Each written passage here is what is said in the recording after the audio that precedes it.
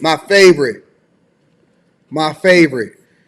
Professor X with a full head of hair is standing on business, standing on business when it comes to this migrant crisis.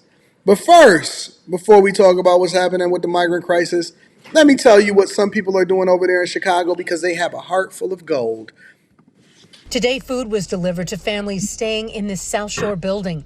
In recent days, 57 Venezuelans moved into this building on South Essex. That's according to Chris Amator, who says he owns the building.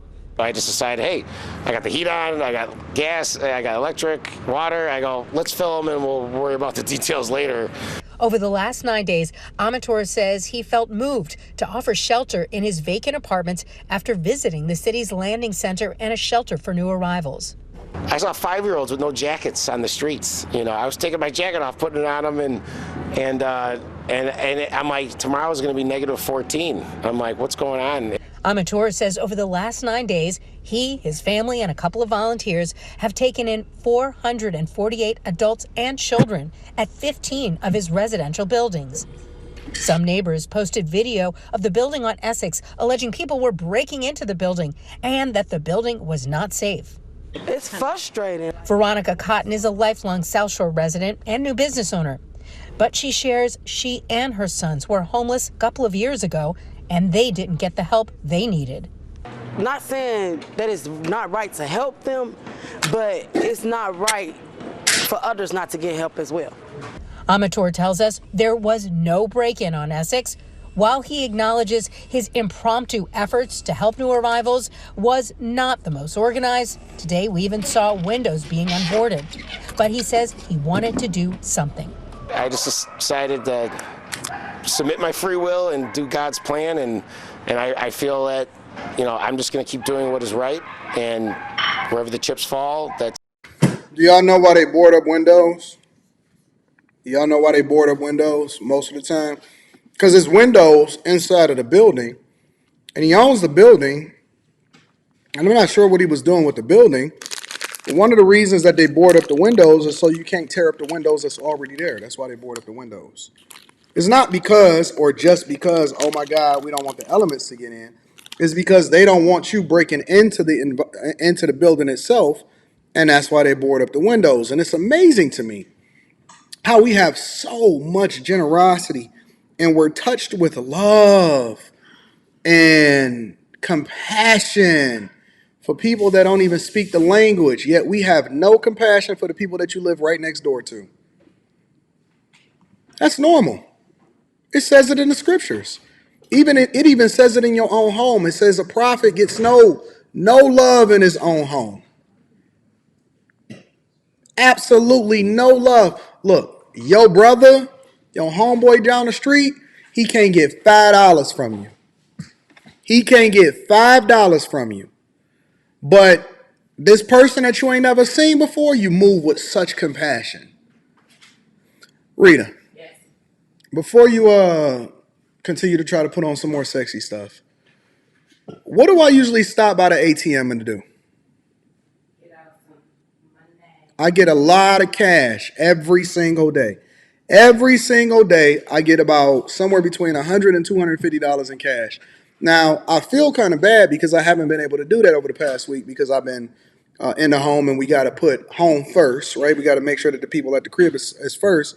But I always over love on people. I give people money every day. I make sure I take care of them. I make sure that I feed them. You know why? Because these are my neighbors, and they don't have to necessarily live next to me in order to be my neighbors. These are people that I see struggling on a regular basis. Struggling on a regular basis. Because I have so many comps at certain hotels, and when I'm not bringing people in at the best hotels, I may put people in hotels that I see need places to stay and stuff like that because I built a relationship with them. Whenever my DoorDash driver comes, these are people that actually is trying, and so I want to exponentially multiply the results of what they're trying to do, and so that's why I tip well. See, I don't want to give resources over to people that's just not trying or that I don't know. If I see somebody working their butt off and they give it my DoorDash, or I go into a restaurant, people can't understand. They'll say, well, I don't tip at a restaurant because employer should pay them this, right? Cool. You got your opinion. I got mine. My opinion is because they are actually going to work every day and they're doing it legally, I want to bless them because I've been so blessed and I understand what it feels like to be getting it out the mud and getting it from the bottom. And sometimes you just need an extra boost. That's why we give what we give away inside of the Patreon, because we want to give people the inspiration as well as the information, because maybe they just need a little bit of a boost. And so my bill of whatever it is that I go and dine out at a restaurant, and this is just what I build into what it is that I'm going to do, is going to be 100% of whatever my bill is. If my bill is $150, then the tip is $150, and that's what we roll with. Especially at the breakfast places, because breakfast food be so cheap. But we always have so much compassion for the people that we don't know. In relationships, you don't give a F about the person that you lay next to, but then you run into this random on the street and all of a sudden you want to give them all of your love. That's the nature of people. That is the nature of people. I'm going to do everything I can because I'm so moved. Telling me you ain't never seen a homeless person before? You live in Chicago. You ain't never seen a homeless person before, huh? It's just not in you. You just want some special accolades and you had to call the news in order to get that visibility, right? Now, I'm not hating on him. I'm just telling you the nature of people. Meanwhile, what's happening over here in Texas is that it's a border standoff. Top Texas officials say they will not comply with the deadline to allow federal border agents access to a park along the Rio Grande. So the tension between the state and the federal government has led to some calls for the president to take control of the Texas National Guard. Fox 4's Blake Hansen in now with the latest. Blake. Yeah, Heather and Steve, federal agents, the federal government had demanded that its agents get access to that park that has been a high crossing area by tomorrow. It is a small area on a big border, but it's a symbol of this dispute between the state and the feds that is ramping up. The state of Texas is adding more razor wire along the border, even after a U.S. Supreme Court ruling paved the way for the feds to take it down. And Governor Abbott shared Thursday why he thinks there's constitutional backing for the state to do what it needs. Shout out to Professor X. Shout out to Governor X. That's the real X. So it was the states that created the United States. And when the states voted to create the United States and have a constitution, included in that agreement was the compact that the federal government would take care of the states. The Supreme Court ruling. Gangsta love, I'm going to address you shortly when I read the super chats. I got you. I'm going to answer your question directly. Allows for federal agents to cut the razor wire, but there's been no decision yet on the case as a whole. Regardless of what federal statute may exist, the supremacy clause means that the Constitution itself is the supreme law of the land.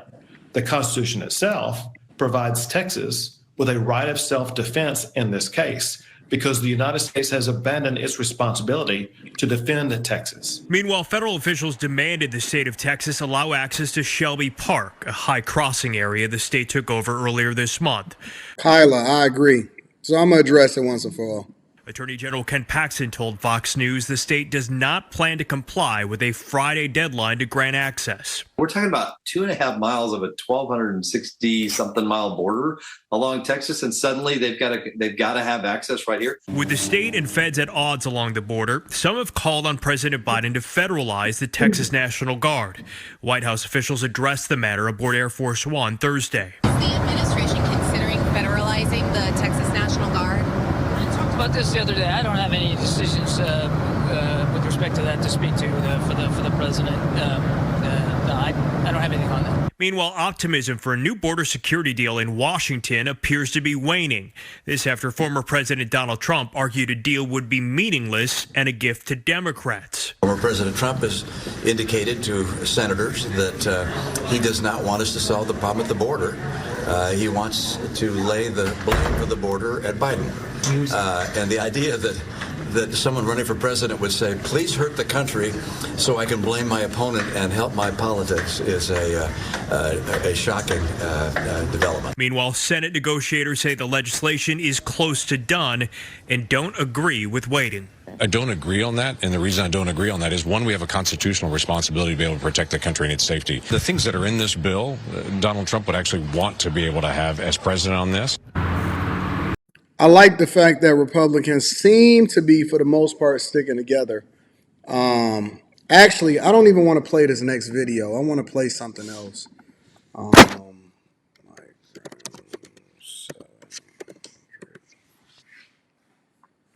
Hold on.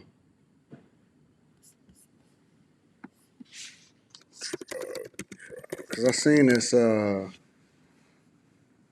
earlier. Hopefully I can find it again, but I had seen it earlier. I wanted to use this as one of the clips to talk about something specifically, but let me play this while I'm looking for it. Let's continue this conversation with Congressman Keith Self, Republican from Texas. Congressman, thanks for being with us this morning, sir.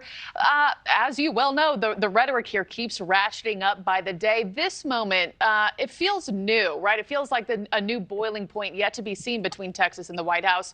What do you see this standoff ultimately leading to in your state? Look, the border is at the boiling point, and I think you're seeing a movement across the nation now. Governor Abbott, supported by 25 other governors. This is a constitutional standoff. Texas has the right to repel an invasion if the Biden administration fails, which they have failed miserably.